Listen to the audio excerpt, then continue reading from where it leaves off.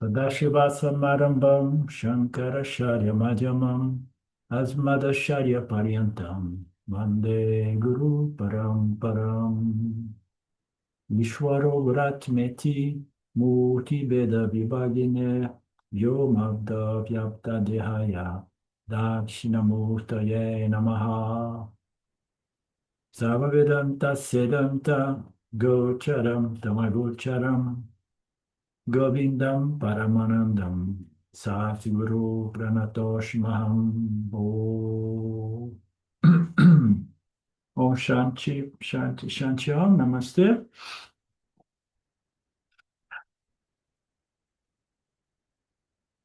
Okay, we have seen yesterday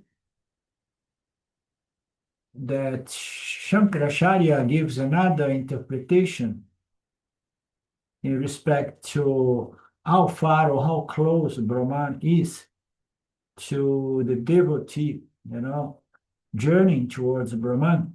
As we know, this journey is not within space-time, but it's within a certain cognitive understanding of the true nature of Brahman, which destroys the idea of space, because Brahman is the only reality.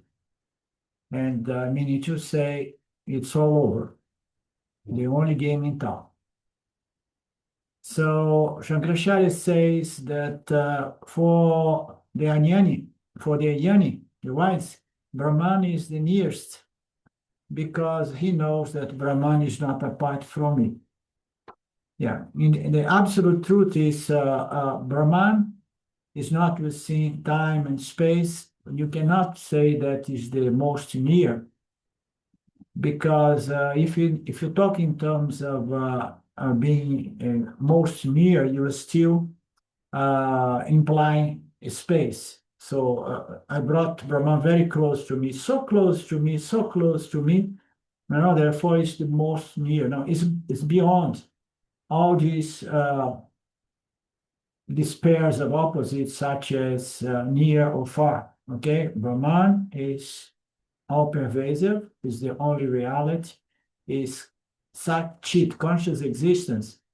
Therefore, Brahman is not away from me. Better said, I'm not away from Brahman, because I am within Brahman as Brahman, the only reality. For a Jnani, Brahman is far away. Therefore, the concept of yoga, reaching to attain, reaching to achieve or to arrive, or to join or to merge into Brahman, all those concepts, they are adyaropa, they need to be rejected later on. Not at the beginning, not prematurely, because one of the problems we find nowadays is prematurely people are going into the direct teachings, the final teachings. And then they say that there is no God creator, there is none, there is no duality, there is nothing, nothing, nothing. And again, you say there is only consciousness and you are consciousness. Okay, that's good. For as long as that has produced a deep, profound transformation in the mind of the jiva that does not exist to begin with, according to these people. So Brahman is one, therefore I exist within Brahman, is a good way to put it. Okay, I exist within consciousness as consciousness, my true nature. I exist within existence itself, which is the true nature of reality. Then comes the final question. If Brahman is everywhere, how come I do not recognize Brahman? That is the point that we stopped yesterday. If it is everywhere, how do I not recognize this Brahman? Krishna gives us some hints. Even though Brahman is everywhere, it is so subtle, so subtle, so subtle that cannot be recognized through perception and inference. So the five sense organs and the inferential intellect cannot capture Brahman, because Brahman, as we know, is attributeless. It does not have any of those properties derived from the subtle elements, okay? So it's free from gunas, free from prakriti, free from maya. So not having any quality or property, it's said to be the absolute subtlest principle we see in this order. And we see this order. Is it part of this order? No, it is the substratum of this order. Ah, okay. And then we have the substratum plus this order. No, there is only a substratum. This order is an apparent superimposition. Huh? And this Brahman is free from properties and attributes. And as we know, we can know, recognizing those things only by capturing the attributes. One of them is the attribute of shape and color, you know? So if Brahman does not have any shape, any color, we already have some trouble, you know? And then Brahman has some sound. No, there is no sound. It has a certain smell. You can somehow touch Brahman, you know? So you can taste Brahman, no. So the five senses, they absolutely have no way to reach Brahman. Therefore, the concept of you're gonna know Brahman by a different channel, which is the sixth sense or the third eye, you know, by which you're gonna know Brahman, not seeing it with the physical eyes, but with the eyes of wisdom, as described by the scriptures. And as I say again and again, this channel, this eye of wisdom is it begins with the scripture revealing logically, you know, rationally, the true nature of Brahman as your own nature. But it must culminate in something which is even beyond that logic, okay, that intellectual knowledge, because the seeing, the knowing must be direct, as we know. So we have this, the only way to know Brahmana, as we know, as we again and again we access this lately, is as myself. And even to say, yes, it's my own self, it's my own nature. Yet, unless that piece of knowledge transforms the individual, it means it has remained as an informational knowledge, okay? It needs to be processed, metabolized, digested, internalized, so that one can live from that platform of knowledge, okay? Existentially experience life from the standpoint of all there is Satchit Brahman, conscious existence, my true nature, the true nature of Brahman, the only reality. So we know the skin, the palate, the ears, the eyes, and nothing is going to recognize this Brahman. We don't have the equipment to recognize Brahman, to see Brahman. It's all over the place, but it's so invisible, and we don't have access to it except the pramana of the Upanishads, the Gita and the Upanishad. And people, they more often than not, they stop halfway with seeing this process, because even the pramana of the scriptures is not the end. It's just a means with the potential to indeed reveal Brahman as the only reality, the most invisible, the most subtle of the subtle, due to the fact that it has no guna attached to it. It has no prakriti attached to it. There is nothing that we can capture it and identify it, because we have only these five senses and the intellect. So once that is understood, we have to understand that yet self-knowledge takes place in the intellect, but there is a subtle difference. nonetheless subtle, it is huge, which is understanding it intellectually is the first step. Understanding it existentially is what liberates. So there is a gap there, there is a difference there. So not even the Pramana said the scriptures guarantees can give any certainty of self-knowledge, of aparoksha jnanam. So you have heard that Brahman is free from the attributes. Okay, even those descriptions that it's not this, it's not that, we somehow we convert that in something. It's negative attributes. Absent of attributes is yet an attribute.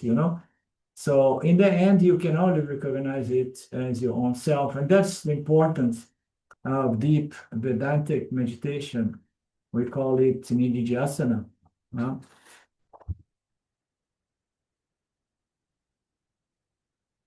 Swami explains beautifully here that any object, the more attributes it has, the easier it is for us to know and understand. When we talk about space, space has only one attribute, one property. And it's very difficult to understand space. And then air can be more easily understood, but yet you need to have a very refined intellect to go into the inquiry into the nature of the air, and then the fire, and then water, and then earth is the grossest. It's easier to understand. It has all the different properties derived of the 5 subtle elements is contained in the earth. And then as we regress back to the more subtle, we have less and less attributes. And the less attributes, the more difficult it is to comprehend. And the more attributes, easier it is to comprehend. Because our comprehension is all about, so what can I do with it? What qualities? What usage? All these things, So what is in there? And by saying there is not much in there, but yet it's the only reality, and the only thing we can say that it is limitless. Okay, limitless is a very, very subtle concept. It's even difficult to put that in terms of a property or an attribute, limitlessness. Okay, so the more subtle, the more difficult it is to comprehend. And Brahman cannot be known intellectually. That's why it's not an object of experience. And then when we say that it's not an object of knowledge, and then people really, oh my God, I am in the path of knowledge. And the scripture says it's not an object of knowledge. Okay, because even the knowledge we gain through the scripture is not the end, it's a means. Okay, because all the knowledge is going to be just saying it is conscious existence. And meditate upon your own conscious existence in the light of these teachings, for example, until things click, until you have this direct understanding, comprehension. Otherwise, even the scriptural knowledge, several passages on different Upanishads in the end says even the scriptural knowledge is misleading because it's just a means, it's not an end. You are the end. You need to recognize yourself by yourself, within yourself. The self is the only reality.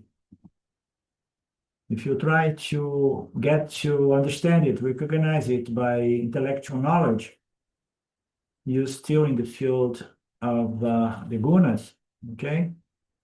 So there are very subtle pointers pointing to the nature of reality, the nature of the self, but nevertheless, they are still within certain properties. Whatever you say, I'm the fullness, wholeness, and totality, or the emptiness and nothingness. Those are conceptual objects. So you are the light illumining everything, including all these scriptural concepts. It's very simple. The nididhyasana here is always coming back to the light. everything may be a gross, very dense, full of properties, object before me, or it may be just very subtle, profound concepts, yet it appears to me, therefore it is an object of knowledge slash experience. Okay, any very subtle, profound, philosophical, spiritual concept, yet it's not it. What is this it? The light of consciousness in which everything appears as an object of knowledge slash experience. So how I'm gonna know Brahman? As the light of consciousness, the easiest. It's very simple, the illuminator.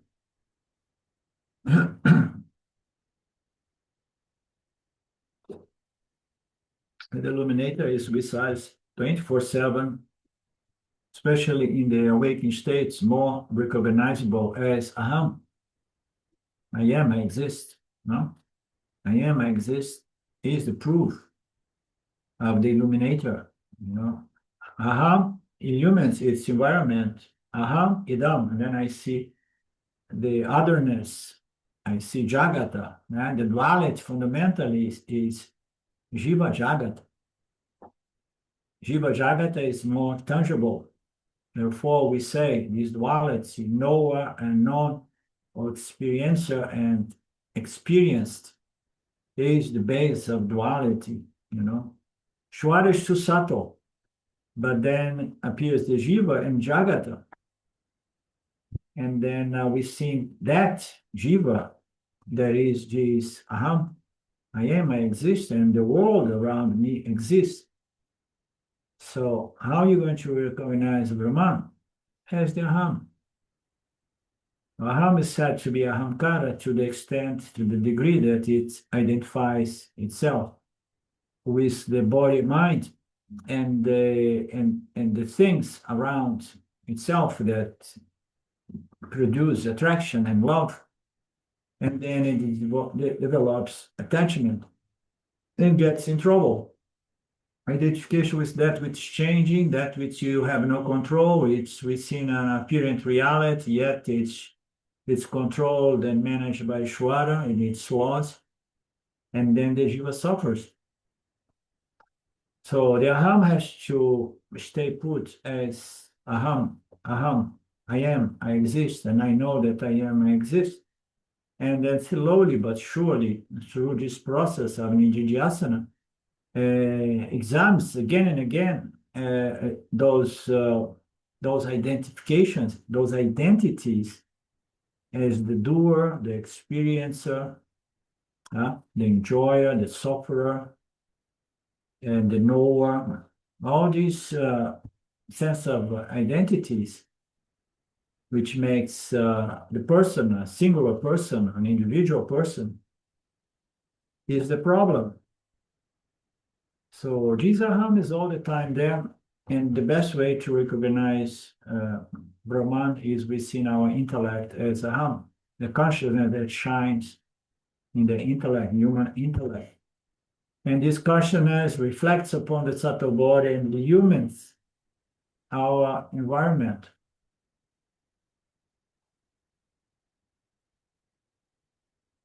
So as we know, it cannot be recognized by the gunas, by the properties derived of the elements.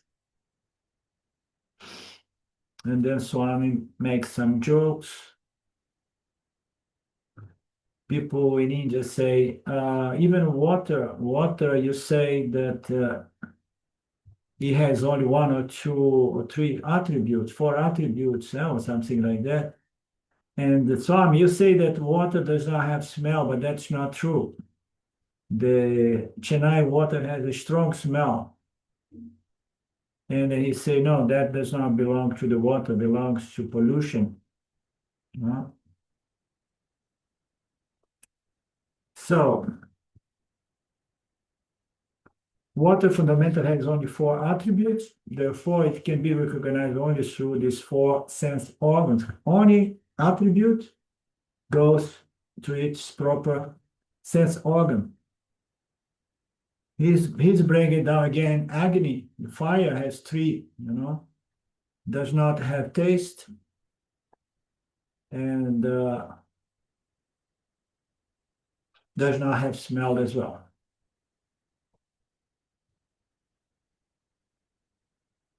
If you have a smell of taste only over hot coffee.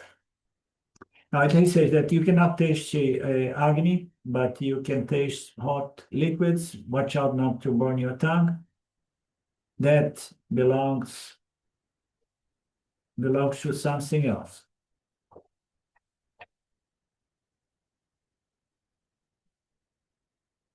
So, and there we go. The vayu has become still subtler. It's a space which has only two properties, sound and touch. It has no form, there is no taste, there is no form. So I'm saying if you want to teach something subtle such as space to a 10 years child, unless the child is a genius, the child will not understand anything.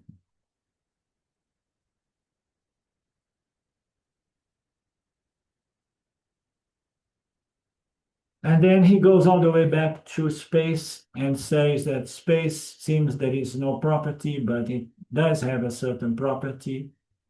According to our scripture, it has the sound property. So it can be captured by our ears.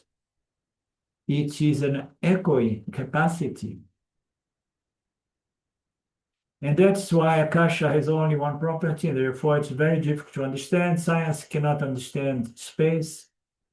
They have theories after theories. They explore those theories, but they're still not sure whether it is ether or emptiness, whether it is a negative entity or positive entity.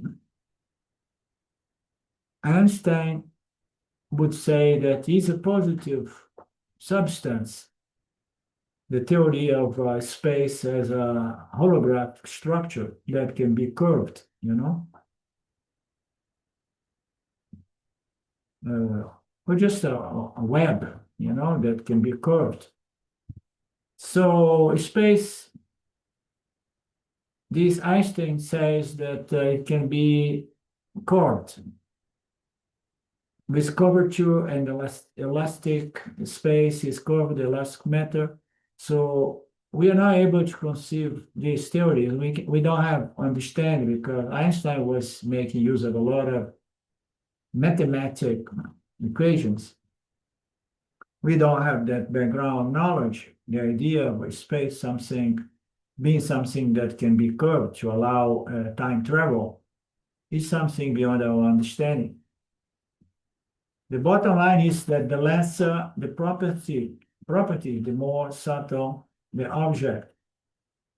And Brahman is the most subtle of the subtle. Therefore, understanding Brahman intellectually, we're talking about intellectually, is the toughest job. And no amount of intellectual philosophical studies of the nature of Brahman will convince the individual unless the individual understands that Brahman is my own nature. That's the only way we can really recognize and validate the teachings of the scripture.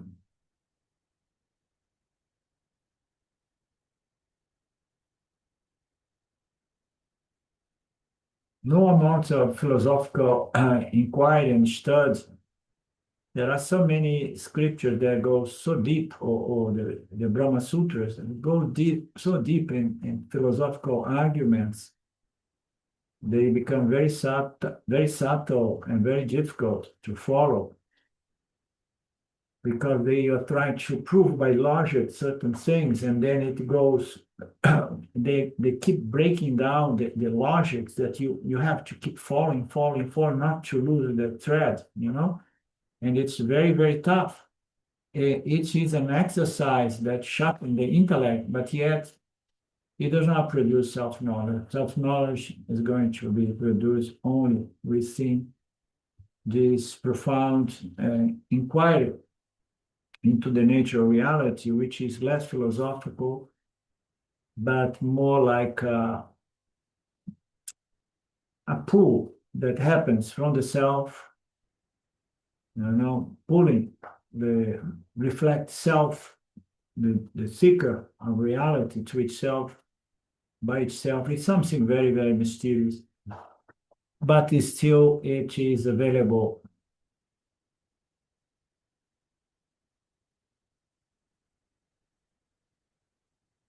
So I'm saying, so why Krishna says, if you do not understand, never mind, it's not your fault. It's Brahman. Brahman is a very difficult thing to be understood. Why Brahman could not show itself before our eyes, and then it will be very easy for everybody to recognize and appreciate Brahman. It could jump in front of everyone, but it's not like that. Brahman being the most subtle, it is that which is always available, hidden in open sight, yet not seen by most people because it requires a certain refinement of our, it's even difficult to say, of our body, mind, sense complex through the power and the grace of Ishvara and devotion and so on. A good intellect, a good heart, devotional person, and then somehow the circumstance are such that one may develop this comprehension of the nature of Brahman as one's very nature. Verse 17, moreover, it remains undivided. It appears as if divided as many beings. That Brahman is the creator, the destroyer, the sustainer of all beings. So it appears as divides. The whole concept of Dvaita, the division or separation or diversities of phenomena or multiplicity, is contrary to the notion of Advaita, which is one without a second. There is only Satchitananda Brahman. But it appears as divided. The most fundamental, I was touching this subject, the most fundamental division that appears is the world and the jivas. So if you imagine Ishvara just producing the world, but without any jiva, without any living creature, transacting the world. So there are a plurality or an explosion of varieties of objects, compositions, but the gunas, organisms, living creatures, more sophisticated, less sophisticated. But the world is there, but there is no real jiva, human jiva. Human jiva makes the whole difference. Because when the human jiva is there, and then the concept of Dvaita, division, comes. What is the division? Aham, the jiva, and idam, the world. Jiva, Jagata, is the fundamental Dvaita, division. Consciousness appears as jiva within Jagata. That's the division. And then within Jagata, we have plurality, diversity, an explosion of different jivas, of all kinds of living creatures, and the world of inert objects as well, sentient and insentient objects.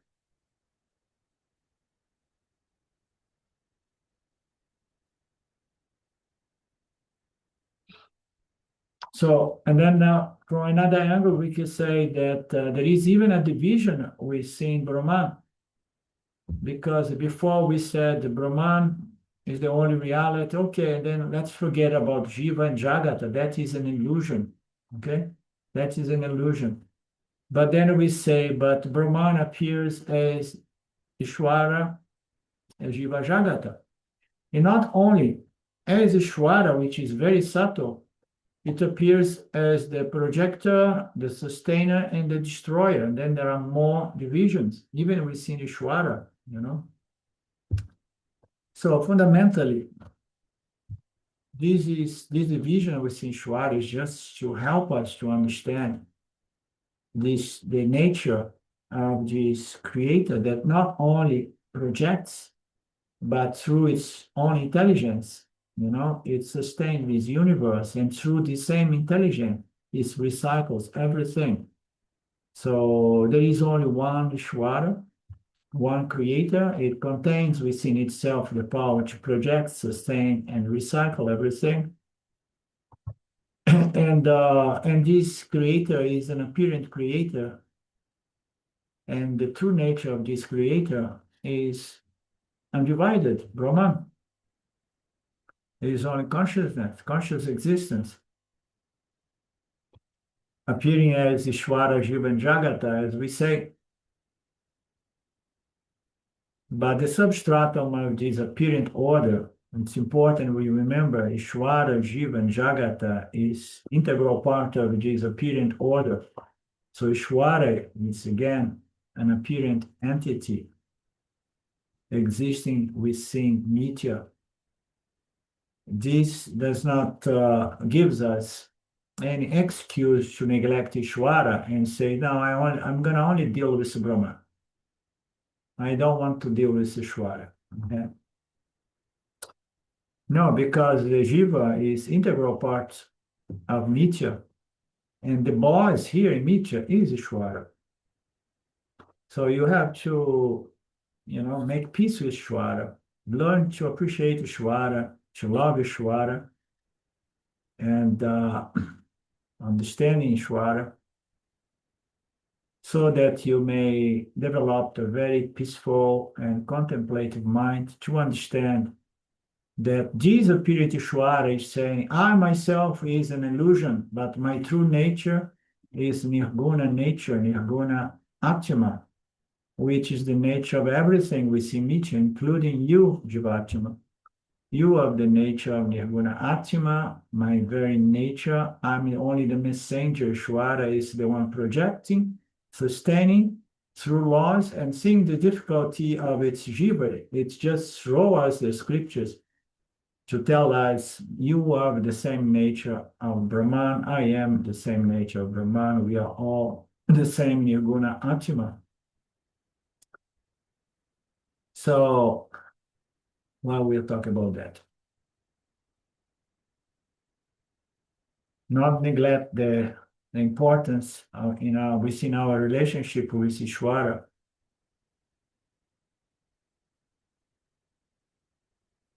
Brahman is impossible to be divided. It's pure existence consciousness, the only reality,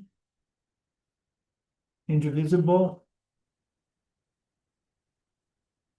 But it appears to be similarly divided. The power of mind, of Maya projects so many things upon this Brahman, that Brahman appears as a totality made out of parts. Okay? But that's not the case.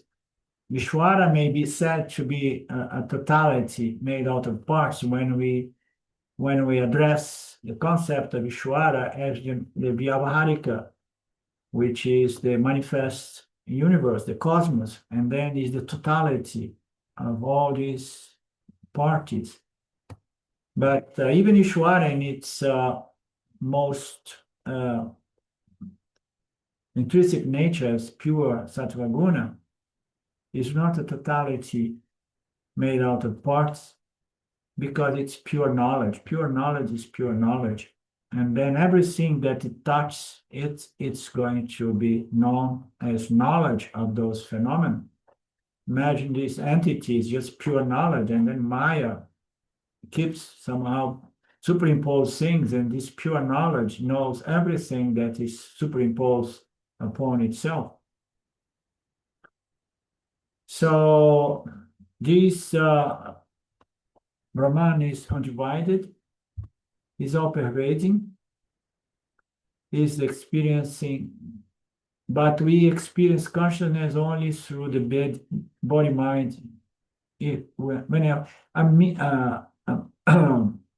means we need to have a medium available to experience this Brahman. Okay, I jumped a paragraph here. Consciousness is all pervading, but we experience consciousness only when there is a body mind. We experience our consciousness, most people do not understand the concept of experiencing consciousness when the body is available and alive, because they believe that consciousness is something that belongs to the body.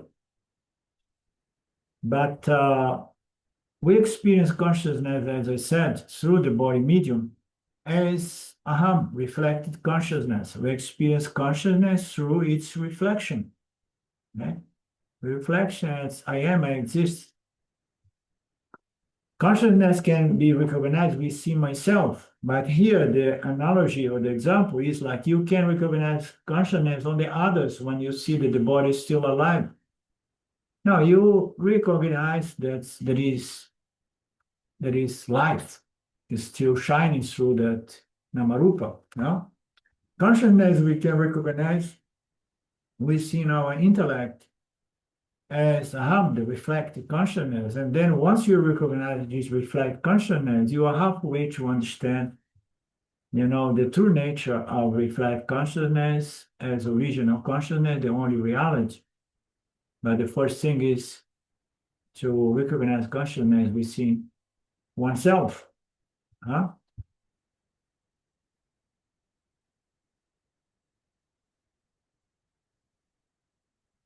Consciousness is everywhere. There is one consciousness here and there. There are not many consciousnesses,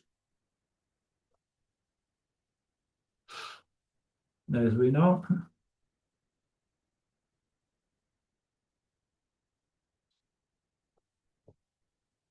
So all these divisions, the same concept as the space. There are as exist. There are many existences happening because every object is going to reflect existence. Any living creature is going to express sentience. Okay, and then all those are reflectors. We experience recognize sentience in all kinds of living objects, sentient objects. Some objects, they stop producing sentience, and then we believe that consciousness left that body. In the absence of the body, that consciousness in that level of understanding cannot be recognized. So, in truth, what can be recognized is what I like to refer to as the miracle of life. Okay? We recognize the miracle of life for as long as a jiva, animal or human jiva, is still perceiving and respond to its environment. And then you say that life is still here. This body is still alive. Yeah? We recognize the miracle of life, but most people do not realize that is consciousness. They just believe that the prana or something else, The body was moving and now it's not moving. What's the big deal? So nobody knows what it is. So, but to recognize consciousness, I'm just hammering upon this because I'm unfold this on a little bit more deeper level because we are the 3-4 of eyes and we understand we can go a little bit deeper, We recognize consciousness only within ourselves. First stage as reflective consciousness. Second stage as non-dual consciousness, original consciousness, the only reality. And then once we recognize that, and then we can claim, that that's the only reality. Therefore, this reflect consciousness. This how my experience here is of the nature of non-dual consciousness.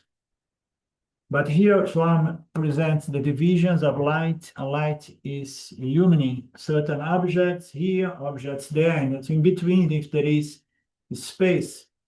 And then we say the light is absent. No, light is the illuminator, okay? And the absence of an object to reflect upon, it shines on its own, okay? But your mind has to be, your intellect has to be subtle enough to see that there is consciousness, there is light, physical light, even if there is no object upon which it reflects and reveals. The light, the purpose of light is to illumine and to reveal. If there is no object to reflect upon, there is nothing to illumine or reveal. But still, somebody with a good intellect will still, yes. How you know that there is still light?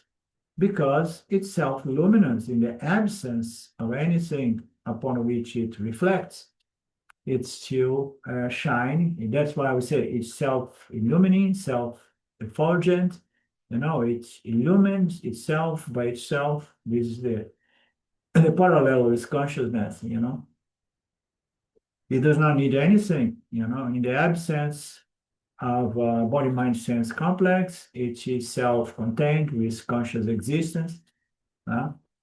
In the presence of a body-mind-sense complex, it appears as the individual, and the purpose of this whole game of life seems to be to understand within duality the true nature of reality as Brahman, non-dual Brahman.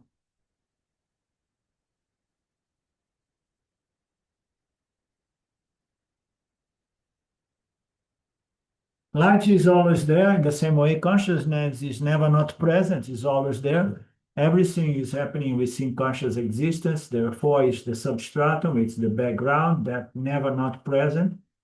But consciousness is mistakenly taken to be the mind. The mind is superimposed upon consciousness. People do not see consciousness, non-dual consciousness, and they fall for duality, and they suffer the problems inherent to mortality and all other limitations caused by time, space, and attributes.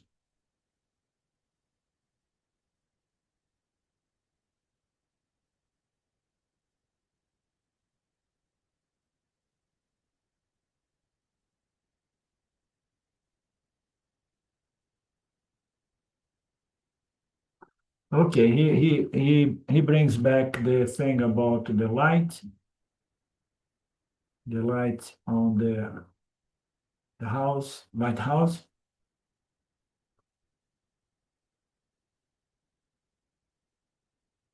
Out of that pure Brahman alone, all the names and forms of the universe have originated, and they exist, and they dissolve into Brahman.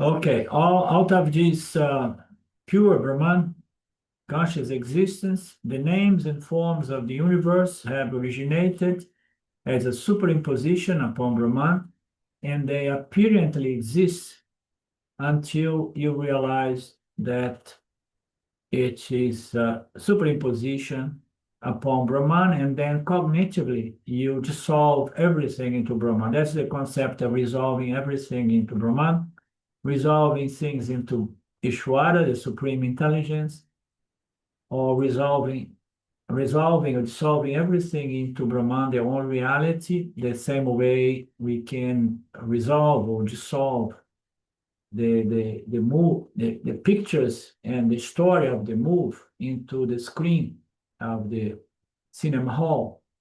It's not much fun to go there just to resolve all those dynamic pictures with a story and a script. You go there and you say, oh, I don't see anything. I just see the screen.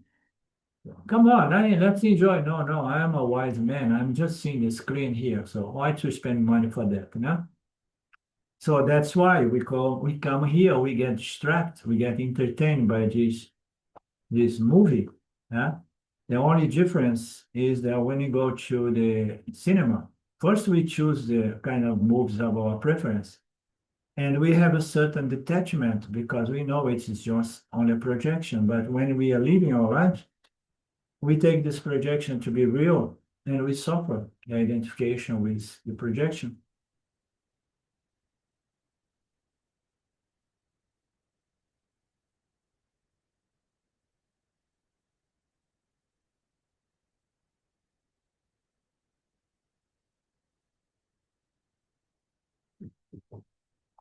So this part here, Swami goes and changes and brings in a lot of some different Sanskrit words. He talks about means. Lynn, can you help me this paragraph beginning with Prabha Vishnu? I There wish I could, but I have company and I'm not up to speed right now. So I okay, think we're just talking about Shristi Stitilaya, you know, okay. creation, maintenance, and resolution. Oh yeah, because here he's talking about Ishvara as the maintenance or the sustainer.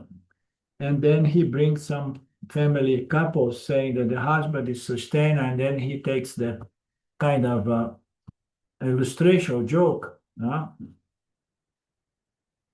And then he say, but if the husband is too late, it's too lazy, and the woman is the one going to work and make money. And then the husband is going to lose that status. So just not much relevant.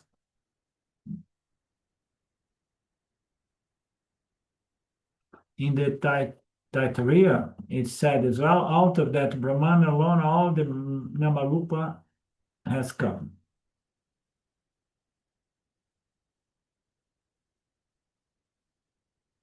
It's another way to, to, to see this sentence here, which is a Upanishad sentence, or to translate it, you know, is upon Brahman and upon Brahman alone, all the Namarupa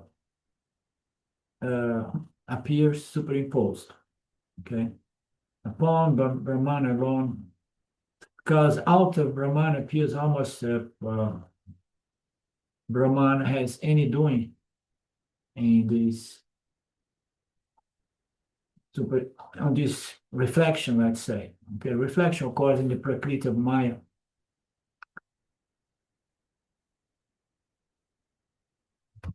Within Brahman alone, all the Namarupas appear superimposed due to the power of Maya.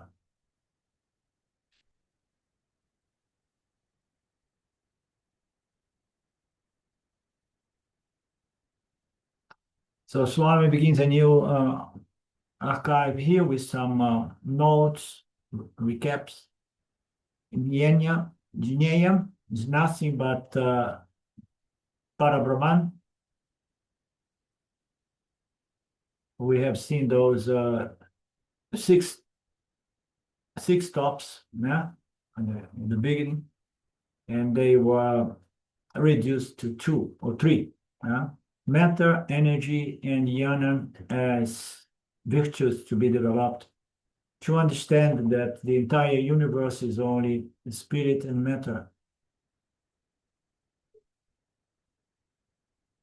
So Brahman, Lord Krishna went about this with the description of Parabrahman, extract from the Upanishads. Upanishads present us with the subtlest possible topics. This is one of the subtlest topics available or present in the Bhagavad Gita also. In fact, this is the main topic, Upanishad topic, present in Bhagavad Gita.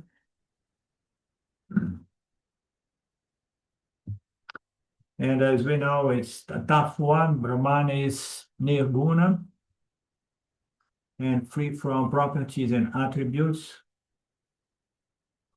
and therefore not available for the sense and for the intellect. We have to remember that inference, the intellect is going to create inference, but those inference at the base, they require perception. They are based on perception. You understand? And then we can start make inference upon inference upon inference upon inference upon inference, logic upon logic upon logic upon logic. So that is the exercise of a very sharp intellect. But Brahman cannot be reached, not even in that way. Because Brahman is not available for perception nor to inference. Because at the beginning, a lot of people come into Vedanta, they develop a misconception that self-knowledge is gained through inference. Have you heard that? Have you? People somehow they believe that through the Vedantic process of inferring, you get to understand, oh yes, Aham Brahmasmi. Okay, so this Atma here is the same as the other. How did you get this confused? Through some logic analysis using my intellect, all the inference, based on logic. Okay, now that is the first stage of developing conviction, certainty, trust in the scriptures. But you don't get self-knowledge neither by perception nor by inference.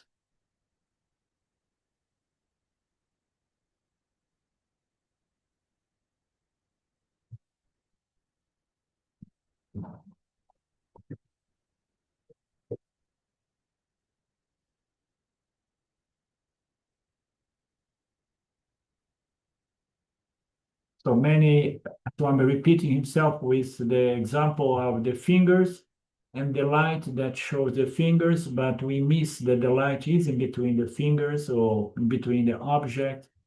Light is all over, but we get distracted by whatsoever it illumines and reveals.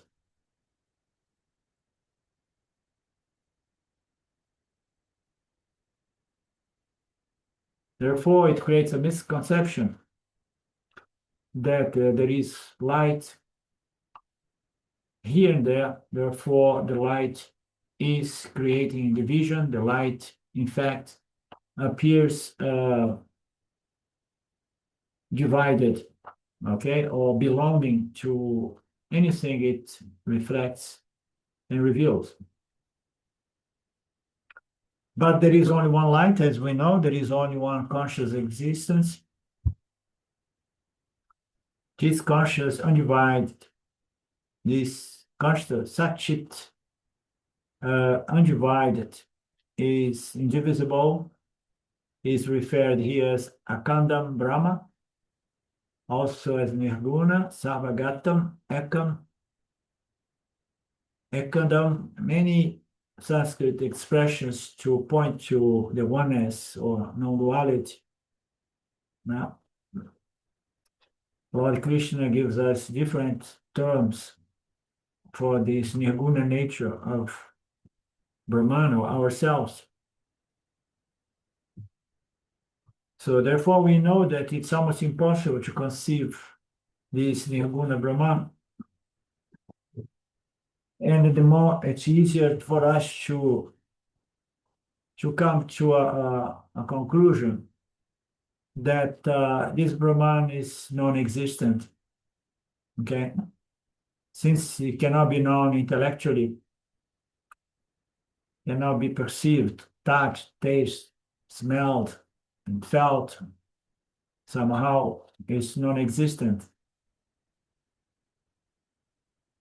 Or more often than that, people they take that these scriptures that supposedly designed to reveal Brahman is just a philosophy. It's a good idea. Concepts, nothing more.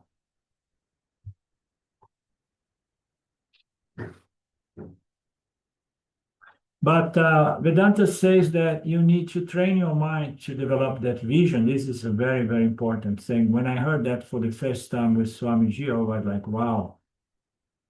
Another key here, the mind has to be trained to see things through this wisdom, the Vedantic wisdom, Upanishadic wisdom.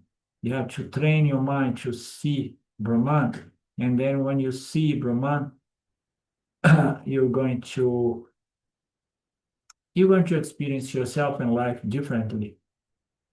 You cannot experience Brahman, but you can experience the effects of knowing that there is only Brahman. But for that, you have to train. Training is more a process by which we educate the mind in the light of this teaching so that we can access reality through this pramana called the scriptures. And this training, it's not only intellectually, it has to go in a way producing a certain refinement and purification upon the body mind, by which the body mind begins to experience great reverence, love, and gratitude for God. God, Saguna God, Nirguna God, it's about the same, whether you see it a little bit more tangibly, so that you can enjoy better your relationship as creature in reverence to the Creator, or you can just sue the Creator, through the Creator and say, oh my God, Brahman, you are something. You appear to me hiding from everyone. But after all this training, this education, this refinement of the mind, I see you even beyond Ishvara, the Creator. I see you as the only reality, This is the meditation we need to take upon. That's why some Upanishads are going to suggest meditate upon space. Try to understand space. The nature of space is going to help you to understand the nature of Brahman. Try to understand the nature of light. It's going to help you to understand in parallel, in analogy, the nature of Brahman. But we can only understand the nature of Brahman as those pointers, those analogies or metaphors. But ultimately, you have to understand Brahman as your own very conscious existence. And then everything is going to make sense.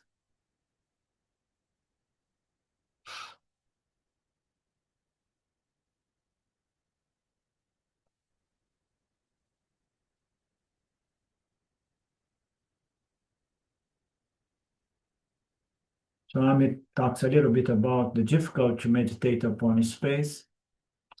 But these meditations, it's very rich, I think the day was trying to present the idea of the Mandukya meditate upon the different syllables of Om.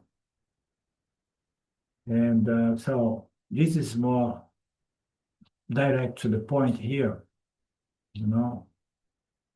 It's meditate upon space. There are beautiful parallels there between the space and the existence itself. That which accommodates the existence of everything. That which is not touched by anything, it accommodates. That which is almost totally pure and free of attributes.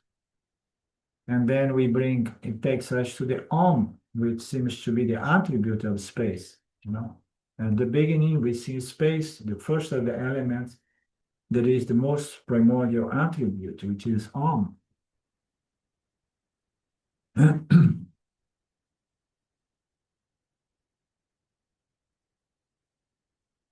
If you think of space, you will know it is something, it's positive, although it's not perceptible or tangible.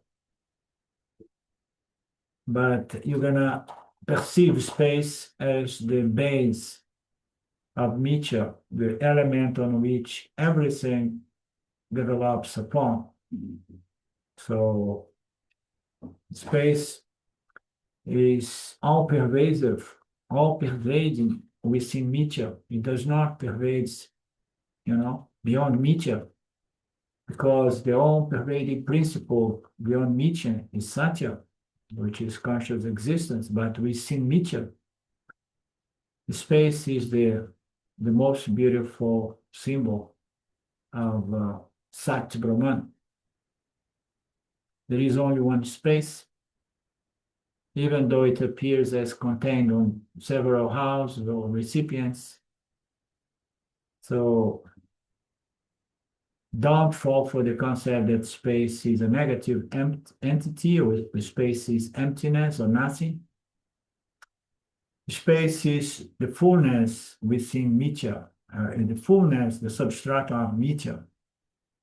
Okay? Therefore, there is this parallel with consciousness. Consciousness is the substratum of space, and we could put space is the substratum of everything that comes after space, because it provides everything that succeeds itself.